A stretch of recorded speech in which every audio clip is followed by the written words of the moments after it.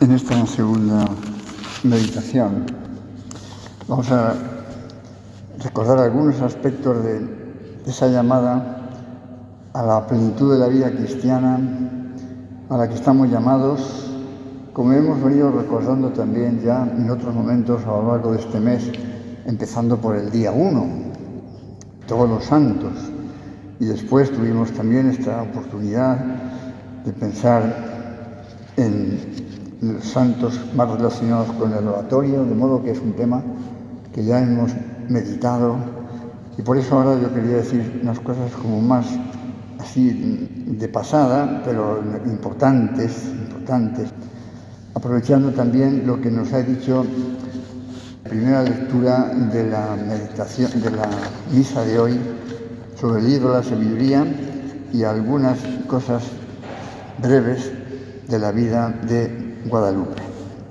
La santidad, que no es cosa para privilegiados, que pueden ser divinos todos los caminos de la tierra, que Dios nos llama a esa santidad. Como de una manera muy directa recordaba el Papa Juan Pablo II, comentando lo que podríamos llamar el mensaje central, la consigna fundamental del Concilio Vaticano II. Creo que esta frase vale la pena tenerla muy clara, ¿no? Todo un concilio solemnísimo, importantísimo, con bastantes documentos importantes sobre la vida de la Iglesia, sobre el mundo, el Gaudium et Spes, sobre la vida de los presbíteros y sobre muchas cosas más. Y Juan Pablo II escribe en la exhortación apostólica sobre los laicos, que se publicó unos años después del Concilio Vaticano, decía el Papa Juan Pablo II: este concilio ha pronunciado palabras altamente luminosas sobre la vocación universal a la santidad. Se puede decir que precisamente esta llamada ha sido la consigna fundamental, confiada a todos los hijos e hijas de la Iglesia por un concilio convocado para la renovación evangélica de la vida cristiana. Esta consigna no es una simple exhortación moral, sino una insuprimible exigencia del misterio de la Iglesia. Número 16 de la exhortación apostólica sobre los laicos. Christe fideles laici, los laicos, los fieles cristianos laicos. Consigna fundamental. ¿Para qué la consigna fundamental? Nada más y nada menos que para aquello para lo cual se convocó el concilio, para la renovación evangélica de la vida cristiana.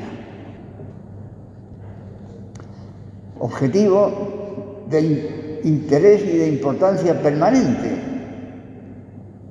porque permanentemente la Iglesia, es decir, nosotros, necesitamos renovarnos para renovar el mundo, para hacerlo más humano, más cristiano, más justo, más alegre, más esperanzado.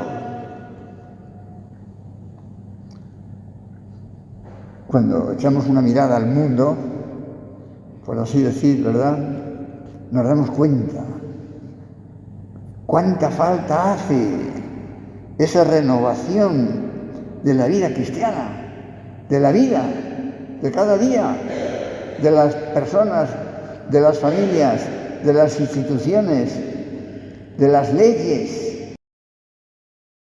¿Y cuál es la fórmula mágica?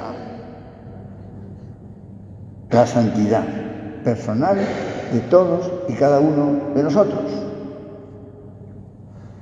Naturalmente se pueden decir también muchos objetivos necesarios, ¿no?, de un orden inferior, en la educación, en la justicia social, en la sanidad, en, no sé, en lo que queráis. Pero en último término, lo que por así decir ilumina todo lo demás es la búsqueda de la santidad. ¿Qué es la santidad? Pues no es desentendernos del mundo y dedicarnos a nuestras cosas metidos en un templo, no, es llenar el mundo de alegría, de sentido, de la justicia, del amor, de la paz, de la felicidad, del entendimiento entre los hombres, para que desaparezca pues el odio, los rencores, las corrupciones y todos los desórdenes morales tan brutales que hay. No digamos nada, empezando por los 45 millones de abortos al año en el mundo. Señor, perdónanos. Señor, perdónanos. Cifras oficiales, 45 millones de abortos en el mundo al año. Este año, el año anterior, el que viene serán más, porque hay un crecimiento, un incremento desgraciadamente permanente. Y aquí en nuestro país, unos 100.000.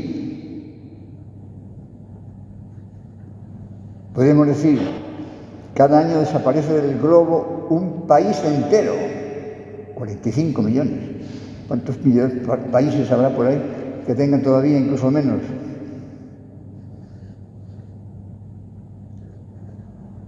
La renovación de la vida evangélica, de la vida cristiana, la renovación del mundo. No estamos hablando, repito, de un objetivo estrictamente espiritual, como si ni rozara ni tuviera relación con la vida social, política, económica. Esa renovación de la vida cristiana no viene a aportar soluciones únicas en las cuestiones opinables, no, que nadie tema, ¿verdad?, que el cristiano va a imponer un criterio único en las cuestiones opinables. ¡Viva la libertad! Si somos más amigos de la verdadera libertad que nadie, de la verdadera libertad, la que busca la verdad y el bien.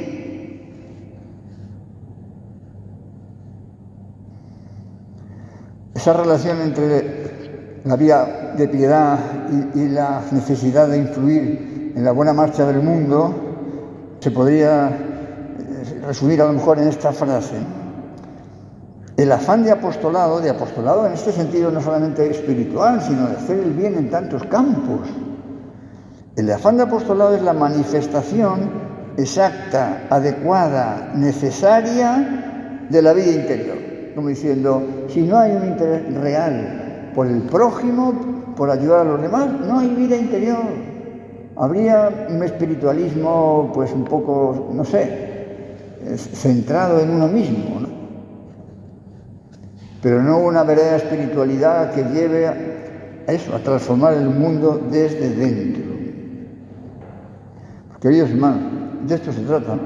Y por tanto, de vivir en gracia de Dios, de hacer oración, de evitar el peligro de la tibieza, frecuentar sacramentos, hacer examen de conciencia, tener una orientación espiritual que todos necesitamos, que nos aconsejen, que a lo mejor incluso, por así decir, que nos estimulen un poquito en la lucha si hiciera falta, con mucha paz y a la vez, pues sin dormirnos. Porque recordar aquella frase tan bonita y tan elocuente de San Juan de la Cruz, porque digo, no podemos perder de vista que a la tarde, al atardecer de la vida, te examinarán en el amor, que no podemos perder el tiempo. Pues queridos hermanos, esta es la gran tarea que nos corresponde. Y así pues tendremos esa sabiduría con esos rasgos impresionantes que nos ha descrito hoy la primera lectura de la misa, ¿no? Y que vale la pena leer de vez en cuando este capítulo 7 del libro de la sabiduría, ¿no? Que no es simplemente tener datos en la cabeza, no, es mucho más, es tener la luz de Dios que ilumina, que nos hace ver lo que está bien y lo que está mal, y cómo sacarlo adelante con gozo y con espíritu de sacrificio. Es que el texto la sabiduría tiene un espíritu inteligente, santo, sutil, ágil, penetrante, inmaculado, amante del bien, benéfico, firme, seguro, sin inquietudes, amigo de los hombres, que todo lo puede, que todo lo observa, que penetra todos los espíritus. Casi nada, casi nada. Esa sabiduría es irradiación de la luz eterna, espejo límpido de la actividad de Dios, imagen de su bondad.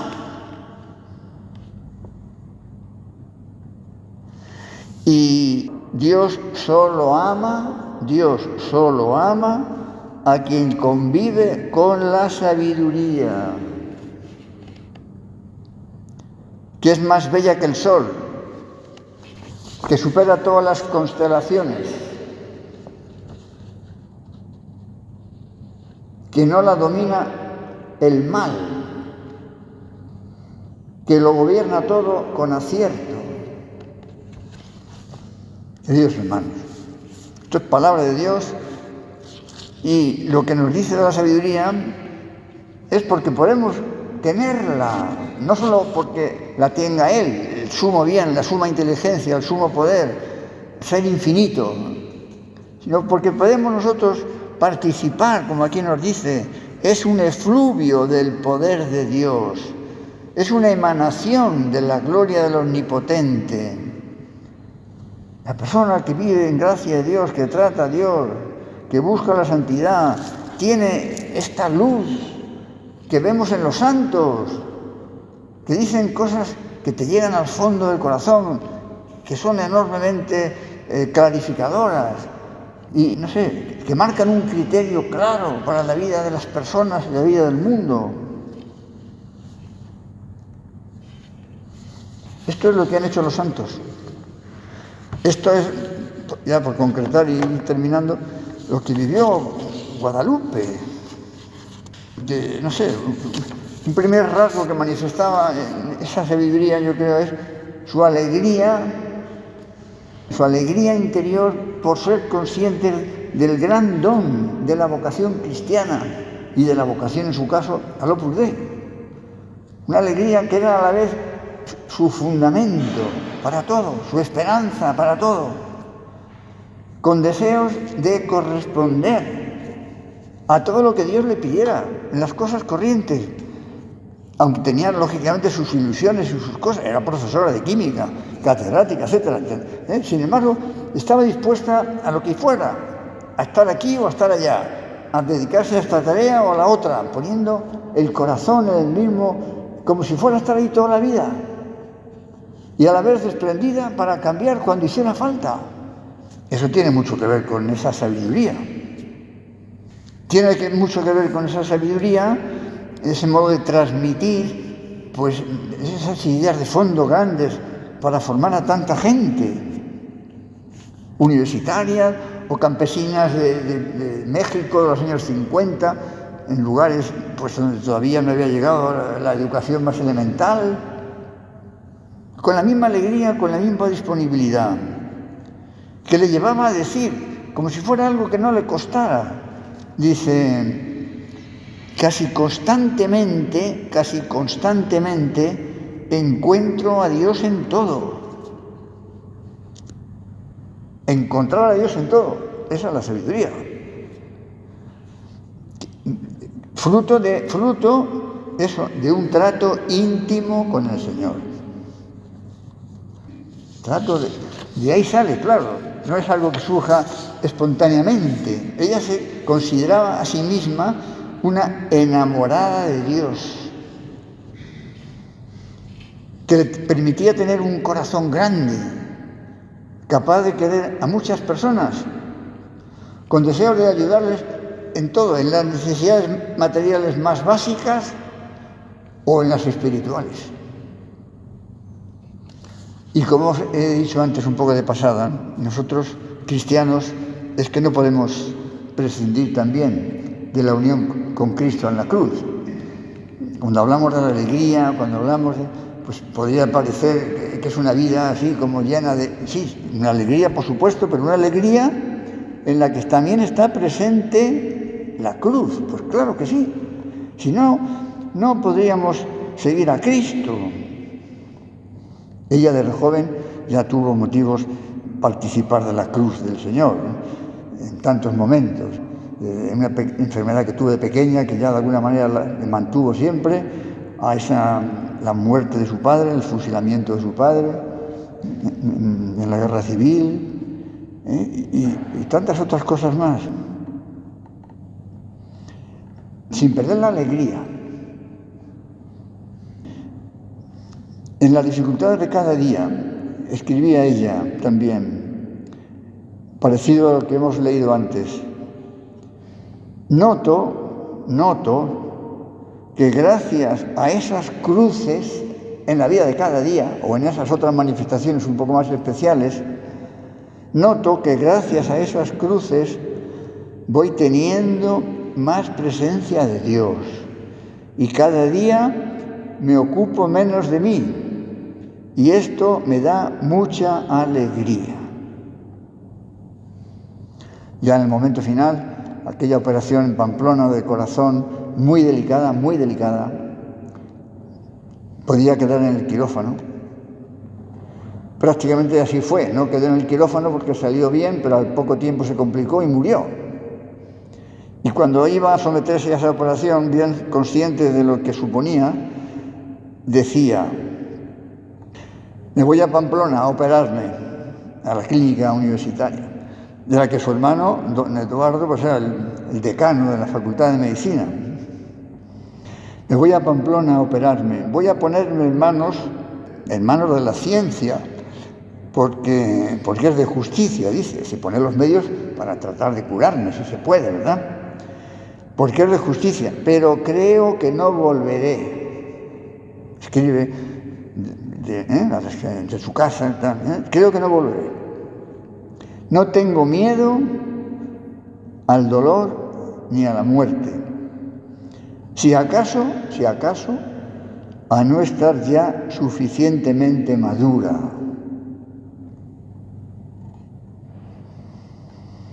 Pues con palabras del prelado del Opus Dei podríamos decir esto: pedir al Señor que el ejemplo, en este caso de Guadalupe, nos anime a ser valientes para afrontar con entusiasmo y espíritu emprendedor las cosas grandes y las cosas pequeñas de cada día, para servir con amor y alegría a Dios y a los demás.